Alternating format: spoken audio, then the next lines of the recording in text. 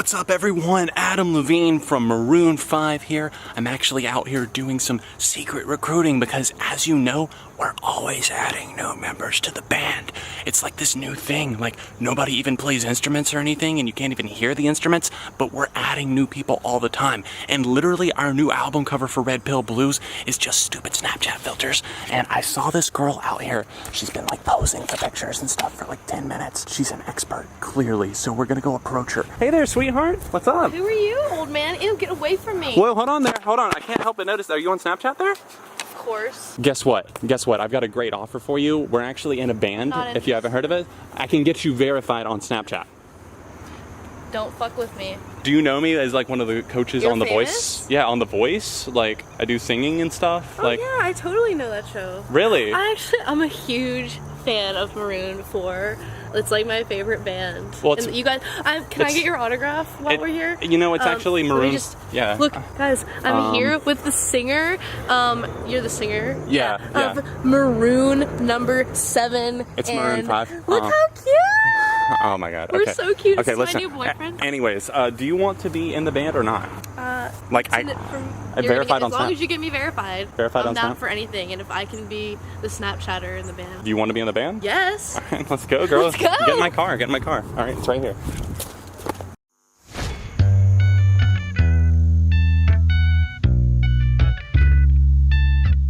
What's up everyone, John from ARTV. Time for another Maroon 5 review. That's what you've all been waiting for, Red Pill Blues. That's the name of their new release, and obviously, what have I been missing in my life the past 3 years since V came out?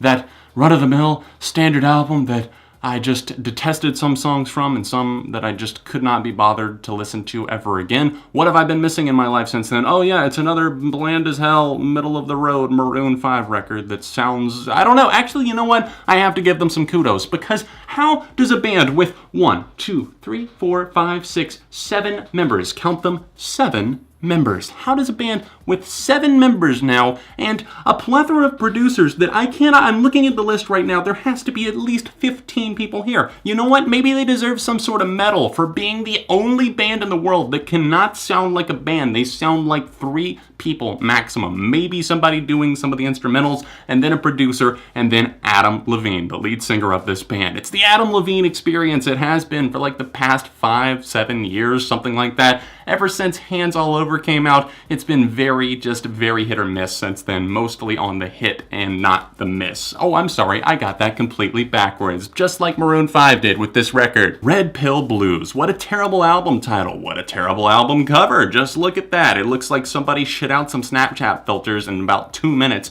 and then just said, that's gonna be the album cover for Red Pill Blues. And they talk about the meaning of this album, and they're saying, oh, it's like taking the red pill or the blue pill from the Matrix. Not realizing that the whole red pill movement is pretty strong right now, and it's like a pro-men kind of like pushing their agenda, a meninist type group.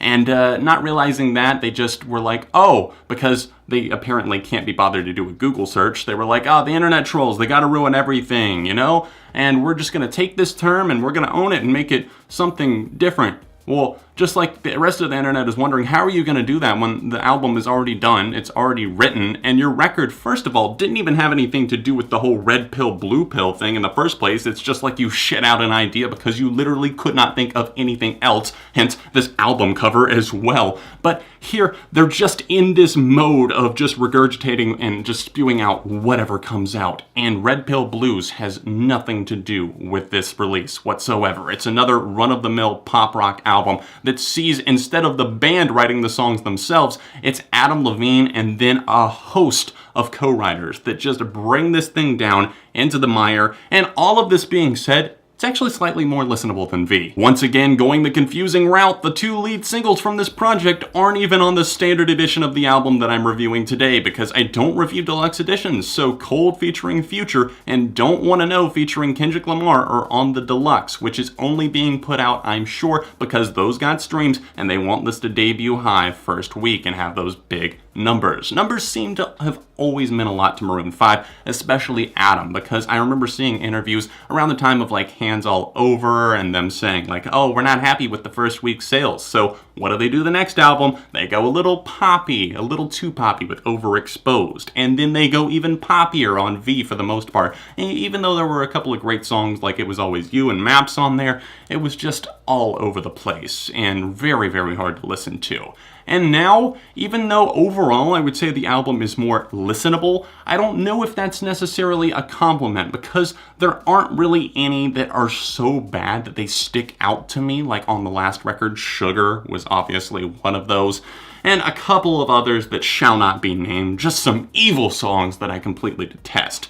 But listening through this album, it was more of like a snooze fest rather than a hate fest for me. The band and their producers run into this roadblock of just reusing these little guitar loops over and over again, cutting them up, doing some vocal things, adding in this deep bass that just seemingly does nothing other than try to make the mood feel very edgy, make things seem so caustic and like, oh, this is happening, the weight of this situation. And would it kill them to break out like, I don't know, a guitar ballad or something like that? If you're gonna make a slow, depressing song like more than a couple of times on the record, at least try to sell it with some real emotion, because I don't believe the majority of these songs. There's moments that are fine on like Whiskey, for example, featuring A$AP Rocky. I like the melody of that song, what little there is, but I like the fact that I'm able to catch on to the lyrics enough to know that maybe this is about one of Adam's old flames. Maybe perhaps the same girl that he wrote songs about Jane about.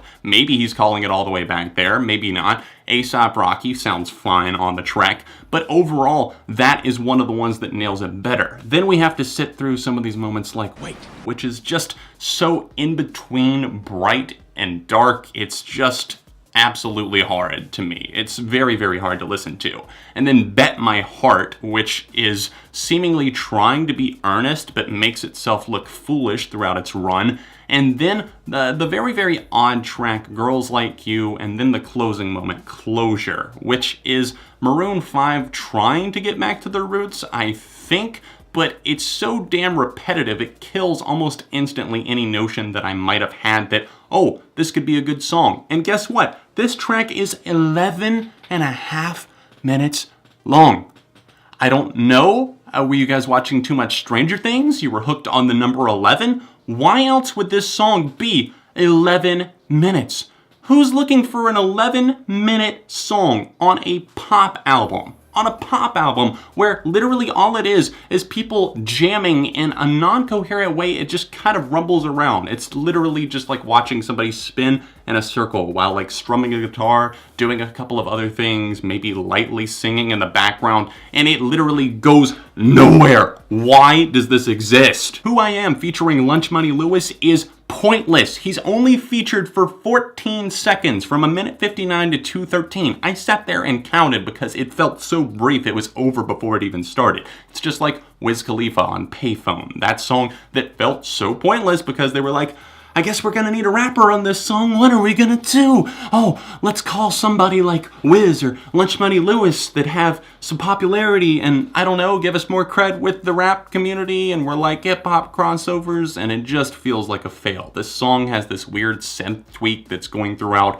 and very lackluster instrumentation overall. It's boring. It's almost offensively boring. Outside of that, on the standard edition, there's actually some enjoyable moments. It opens up with Best For You, and I like the guitar and the dark bass here. It actually feels like a bass guitar instead of somebody just programming it. Help Me Out featuring Julia Michaels is pretty catchy. She actually does a lot of the songwriting on this track, and obviously a couple of the others on the record as well. She's really taken off throughout 2016, 2017 as a songwriter and a solo artist. And I have mixed feelings on her. I don't think that she's the best out there by any means, but she's by no means the worst. So this track is okay. I like the vocals in the pre-chorus and the chorus. It's catchy enough, and it kind of has a playful synth melody. A lot of people have been asking me my opinion on What Lovers Do featuring SZA, and as you know, I was a big fan of her album. I thought it was great. I recently revisited it, and it definitely holds up. And this track, What Lovers Do, is very, very difficult for me to put a pin in, because some days I hate it, some days I really really like it.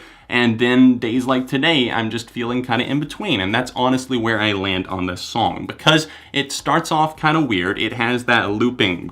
I don't know how to describe it.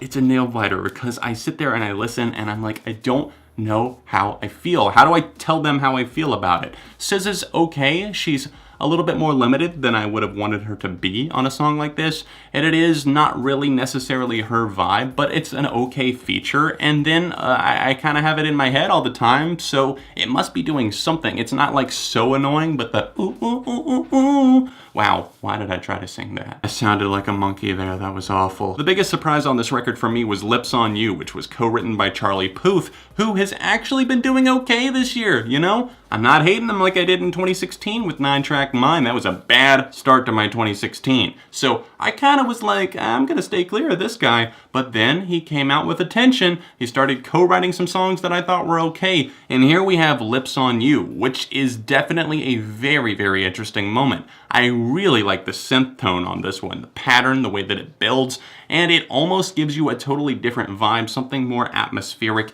You're able to blend into that feel, and it actually does kind of put a genuine feeling out there as you listen, and that's rare when listening to Maroon 5. Like I said, so many of these tracks try to concoct this feeling of being edgy and it being dark and there being emotion, but I just feel emotionless. And here, I actually kind of believe what's going on in the song, and you feel what Adam Levine is singing about. So this is my favorite song on the album. There's a lot of throwaway cuts, there's plenty of filler, there's songs that I like pieces of, but not the full thing. It's just, it's inconsistent, but consistent at the same time. Consistent in the fact that it's kind of flatlining throughout, like you don't really have any twists and turns other than that weird closer that tries to go for 11 minutes, but other than that, it's just an album that maybe you're going to listen to a couple of times, especially if you're a hardcore fan. You're going to pick off some of the tracks that you like, and you're going to go about your business. It's not a Songs About Jane. It's not a It Won't Be Soon Before Long. It's not even a Hands All Over or Overexposed. This is one where I could see myself saving a couple of songs and then just moving the hell on. So for me personally,